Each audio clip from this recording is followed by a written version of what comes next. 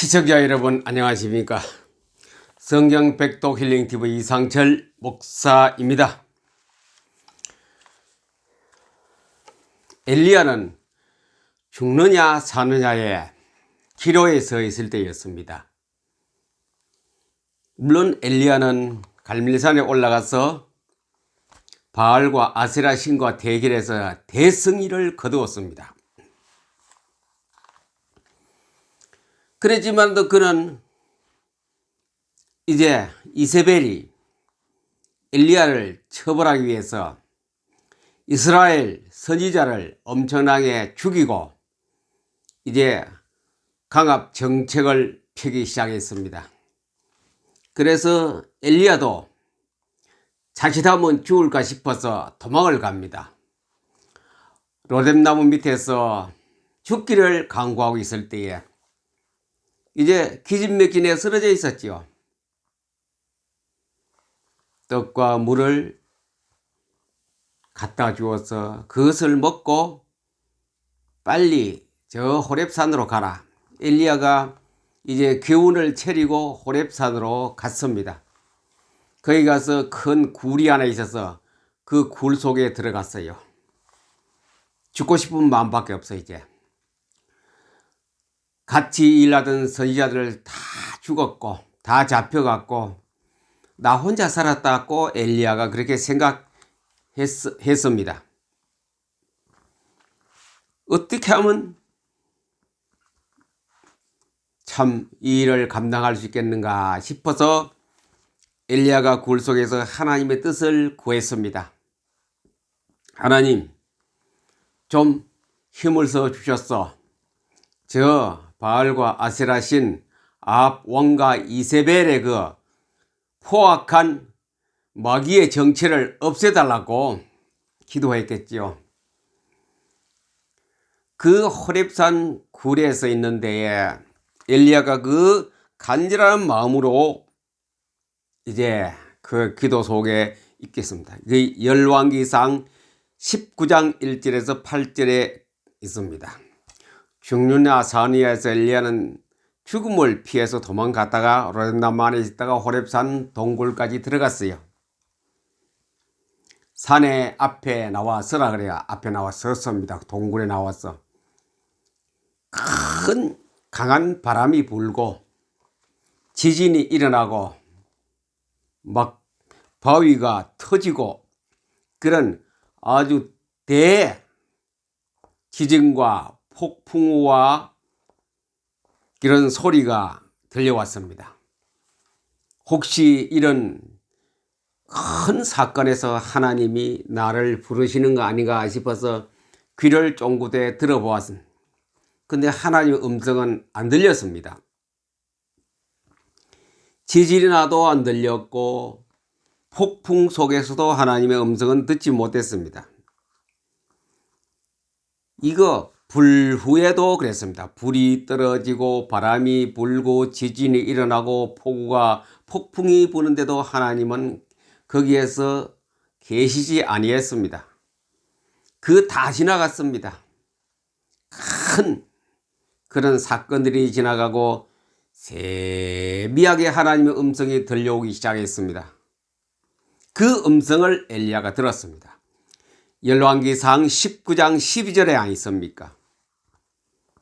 그때 하나님이 세미한 음성으로 엘리야에게 듣게끔 만들었어. 엘리야는 하나님의 음성을 세미한 음성을 들었어요. 그때 엘리야가 그 들은 음성이 무엇이냐? 두 왕을 세워라. 두 왕. 다메섹에 가서 하사엘에게 기름을 부어 아람 나라 왕을 세우고 예루살렘에 예후에게 기름 부어 이스라엘 왕으로 세우고 예후입니다. 예후에게 기름 부어 이스라엘 왕으로 세우고 아람 나라의 왕을 세우고 그 다음에 너의 후계자가 될 선지자를 찾아라. 엘리사에게 가서 기름을 부어 선지자로 바톤을 받도록 만들어라. 하나님의 음성이 그거였습니다. 세미한 음성을 들은 엘리야는 즉시 그 말씀을 실천에 옮겼습니다. 바로 하나님 말씀, 성경 안에 하나님의 섭리와 계획이 다 들어있지요. 그 하나님 엘리야는 나가서 이제 엘리사를 찾으러 다녔습니다. 그 길 가다가 보니 밭에서 소를 몰고 밭을 가는 한 농부를 만났어요. 그래서 엘리야가 불렀습니다. 그랬더니 엘리사가 왔어. 그래 엘리야를 만나서 내가 지금 밭을 농사를 짓고 있는데 다 처분하고 내가 선생님을 따라가겠습니다. 그랬거든요. 그래서 엘리사는 모든 자기 것을 소유물을 다 청산하고 하나님 앞에 감사 예배를 드리고 엘리야를 따라 나섰습니다. 이런 이제 왕과 선지자를 세운 일을 하나님의 세미한 음성에서 들었어요. 큰 폭풍이나 지진이나 불 속에서 듣지 못하고 그게 들었어요. 이 하나님의 그 쉽게 말하면 말씀입니다. 말씀 운동을 엘리야가 했는데 그 이후에 갈멜산에서 그 대결에서 승리한 그거 몇백 배 이상 된 큰 일을 말씀 듣고부터 엘리야가 일을 하기 시작했습니다. 곧 그는 엘리사에게 인계되어서 거기서부터 시작이 되었습니다. 바알과 아세라 신을 몽땅 그 제사장까지 다 죽인 엘리야 아닙니까? 그것만 해도 굉장한 큰 사건이고 사역이었는데 이제 그거보다 몇십 배 더 큰 사건, 바로 이스라엘 나라의 이 땅에는 가뭄이 계속되었습니다. 7년 이상 가뭄이 계속되고 그리 시냇가에 강물이 다 말라버렸고 먹을 것이 없고 그 사람들이 헐떡거리고 있는 그 시대였습니다. 그래서 갈멜산에서 이제 승리한 엘리야를 통하여 비가 내려서 이제 땅을 적시기 시작했습니다.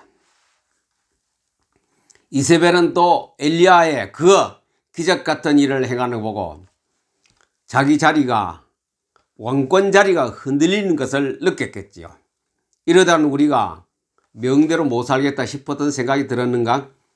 처분합니다. 선지자 다 처분하고 도망가고 엘리야는 그때에 도망갔던 것입니다. 이제 도망가서 이제 그래 선지자 세우고 두 아람 나라하고 이스라엘 나라의 왕을 기름 부어 세웠습니다.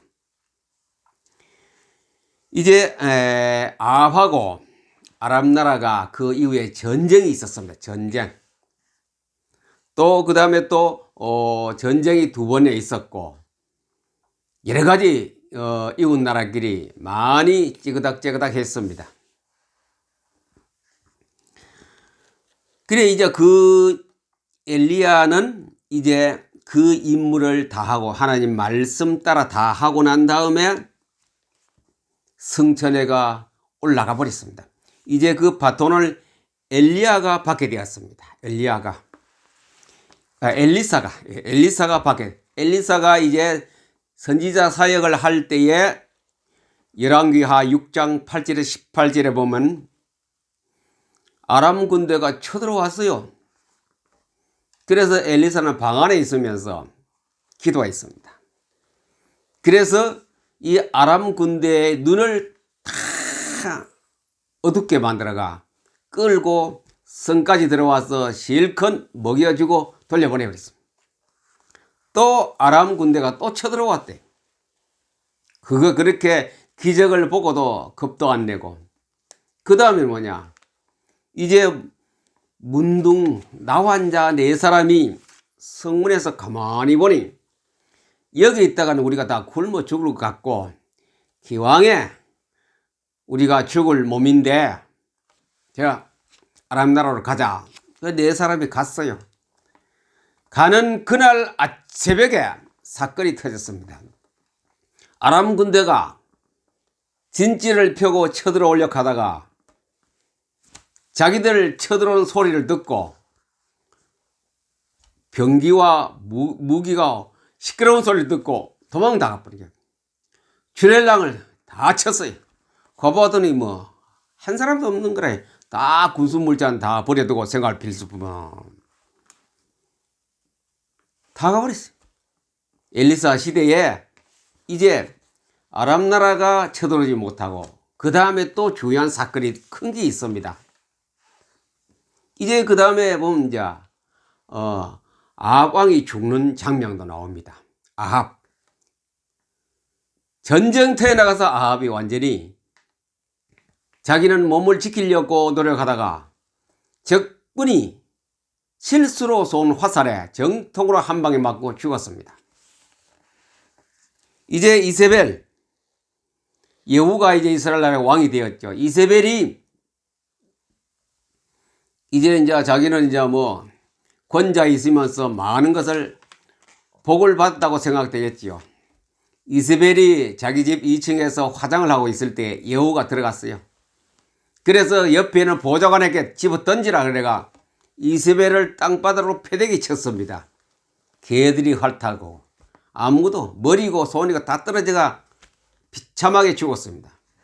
그리고 또 아합 왕의 아들 70명이 있습니다. 그 70명 아들을 다 예후가 어떤 수작을 썼습니다. 그들에게 그 왕자들을 불러오게 한 데는 혜택을 주겠다 해서 그들을 속여가 불러내놓고 한 곳에 모아놓고 한 곳에 운동장 근데 큰데 70명 넣어놓고 한꺼번에 다 죽여버렸어요. 어떻게 되었습니까? 바알신 섬기던 그 추종자 제사장들 몽땅 이 우상의 세력을 하나님이 엘리야에게 말했거든요. 예후를 세우라. 예후왕을 세워서 일을 하도록. 그래서 선지자 엘리사, 예후왕 전부 다 하나님의 종들 아닙니까? 그래서 그 바알과 아세라 우상 이스라엘 나라를 완전히 쑥대밭을 만들고 감으로써 경제는 파탄이 났고 하나님 섬기는 주의 종들은 전부 다 산으로 피신 가버렸고 나라가 이거 꼴이 말이 아니었습니다. 그것을 뒤집는 데는 하나님 말씀이었어요. 호렙산 굴에서 세미한 하나님의 음성을 들었던 엘리야, 그 하나님 말씀대로 엘리야는 시행했습니다. 하나님 음성을 듣고 하나님이 세미한 음성을 들은 엘리야가 왕을 세우고 선지자 세운 다음에 이스라엘 나라에 일대 대개혁이 운동이 일어났습니다. 선지자 잘 세우고 왕을 잘 세웠더니 그런 일이 벌어졌어요. 이거는 인간의 어떤 정책이나 기술과 수단 방법으로는 이룰 수 없는 사건이었습니다. 그렇게 가뭄이 계속되고 경제가 바닥을 기고 백성들은 기아성상에 헤맬 때 그때 하나님 음성으로 이스라엘 나라가 완전히 전복되고 회복되는 일이 성경의 열왕기상, 열왕기 하에 세밀하게 기록되어 있습니다. 무엇을 말합니까? 우상을 꺾지 않고는 복지국가 안 됩니다. 우상을 처벌하지 않고는 복지국가를 할 수 없어요. 쉽게 말하면 경제, 대국, 사회 안정 그거 할 수 없어요. 우상이 있는 한 우상은 바로 사탄 아닙니까? 사탄이 얼마나 셉니까? 바로왕을 봅니다. 애굽에 사탄의 세력이 그래요. 기적을 9번 해도 꿈쩍도 안 합니다.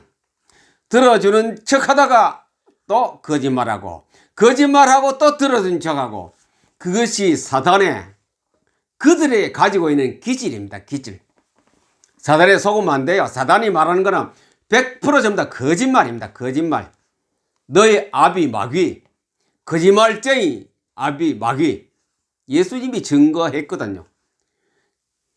이 아합 시대에 사단이 정권을 잡고 있고 사회를 잡고 있고 그 밑에 하나님 섬기는 종들이 아무리 노력해도 안 되는 거라요. 갈멜산의 기적과도 안 돼요. 엘리야가 그 제사 지낼 때 물을 다 마르는 거 그거 보면 얼마나 가슴이 정말로 사륙한 정도로 우리에게 충격을 주는 사건인데도 이세벨은 거기도 오히려 더 반기가 들고 잡아 죽이고 강압 정책으로 나왔지요. 그게 사탄이 하는 짓거리에 우리 기독인이 대항하는 건데 그냥 힘으로 안 돼요. 꾀로도 안 되고 지혜도 안 되고 군중 무리도 안 됩니다. 뭐가 됩니까? 세미한 하나님의 음성 여호와의 말씀으로만 되느니라. 다 안 돼요. 다 해도 안 돼요. 우상, 곧 사단의 세력, 사단의 정치, 사탄의 모든 계획과 계략들은 부수는 데는 폭풍우도 안 되고 지진도 안 되고 불도 안 됩니다. 이것을 망가뜨릴 수 있는 힘, 미사일도 안 돼요. 원자탄도 그걸 못 꺾어요, 사단. 이것을 넘어 뭉개뜨리는 그것을 완전히 이 땅에서 박멸하는 그 작업은 말씀이다. 말씀. 그 박멸할 수 있는 그 막강한 힘은 이 성경입니다. 성경. 이거 외에는 이게 안 된다면 하나님 왜 이걸 우리에게 주셨겠습니까? 우리의 이거는 무기입니다. 우리의 생명이고 우리의 방어의 최고의 방어 책입니다. 이게 이 성경 세미한 하나님의 음성 듣고 말씀 듣고 쉽게 말하면 말씀 운동 폈는데 일이 벌어지는 거라요. 이세벨이 꼼짝 못하고 이세벨 그 왕가가 완전히 몰락해버렸어요. 시도 없이 다 망해버렸습니다. 이게 사단을 쫓아내는 데는 말씀입니다. 말씀. 말씀 운동은 지축을 올립니다. 모든 것을 꺾을 수 있는 막강한 힘을 가지고 있는 것이 성경입니다. 성경. 마태복음 24장 35절에 예수님께서 말씀하시기를 천지는 없어질전정 내 말은 없어지지 아니하리라. 천지가 없어져도 내 말은 없어지지 않는다. 내 말 성경은 없어지지 않는 거예요. 그러니 이 말씀은 성경은 막강한 힘, 우주의 에너지. 아인슈타인이 증명했습니다. 물리학자, 양자 물리학자 아인슈타인이 증명했습니다. 가장 강력한 에너지가 빛이야. 빛 곧 이것은 하나님입니다. 말씀하려고는 안 됩니다. 우리가 전쟁과 평화, 톨스토이 작가가 쓴 유명한 책이 있지 않습니까? 두 권 합하면 1500, 600쪽이 된다. 엄청나게 이렇게 두꺼운 책 아닙니까? 두 권으로. 그게 우리에게 주는 교훈이 뭡니까? 인간 힘으로 안 되는 거라. 사람 힘으로 알렉산드로 황제가 러시아의 모스크바에 있는 모든 귀족이나 군인들을 합해도 나폴레옹을 이길 수 없는 거라요. 절대로 못 이겨요. 나폴레옹은 그때 영국하고 러시아 두 나라 빼고는 거의 다 유럽을 집어삼킬 그때 아닙니까? 그 사단을 꺾는 나폴레옹이라는 그 사단을 우상을 꺾을 수 있는 것은 말씀이었습니다. 러시아는 말씀을 가지고 있었어요. 말씀을 가지고 있으니 그 왕으로부터 해서 관계되는 사람들이 속에 뭐가 있느냐? 그 책에 평안이 있다 그래. 평안. 그래서 전쟁과 평화거든요. 평안이 있었어요. 희망이 있었어요. 미래가 보여요. 그걸 통하여 유럽이 다시 살아날 수 있는 계기가 되었다는 거랍니까? 전쟁과 평화. 그 소설대로 바탕으로 해서 다시 러시아 전쟁을 통하여 유럽이 새롭게 힘을 얻고 살아나는 계기가 되었다고 합니다. 그래서 그 책은 그 가치가 굉장히 크지요. 이거 마귀가 설치는 것은 꺾을 길이 없다. 그 책에도 많이 나옵니다. 절대자가 있어요. 절대자. 우리는 절대자가 누굽니까? 예수 그리스도. 더 세밀하게 말하면 말씀, 하나님의 말씀, 성경만이 꺾을 수 있는 막강한 힘이거든요. 기독교인들은 이것을 알아야 됩니다. 지도자는 이것을 모르면은 백전백패합니다. 우리나라 지금 실정을 보세요. 못 꺾고 있지요. 수백만이 달려들어도 꼼짝도 안 합니다. 그게 사단 아닙니까? 마귀입니다. 마귀. 그 우상을 꺾는 데는 말씀입니다. 미약하나마 작으나마 몇 사람이 되지 않나 그것을 꺾고 개혁을 시키고 전복시키는 길은 말씀입니다. 말씀. 하나님의 말씀이 한 번만 역사하면 끝나는데 모르고 있으니 성경이야 있죠. 성경을 읽고 입에 달리는 설교 말씀은 수없이 많지만 진짜 이 한 말씀의 위대한 능력을 모르겠네. 태초에 말씀이 계시니라 이 말씀입니다. 말씀이 하나님과 함께 계셨으니 사람들에게 빛이요 생명이라 그랬습니다. 이 말씀으로 우주의 모든 만물이 안 만들어진 거 없다 그랬어요. 말씀. 안 보이지만 이 말씀은 막강한 힘을 나타냅니다.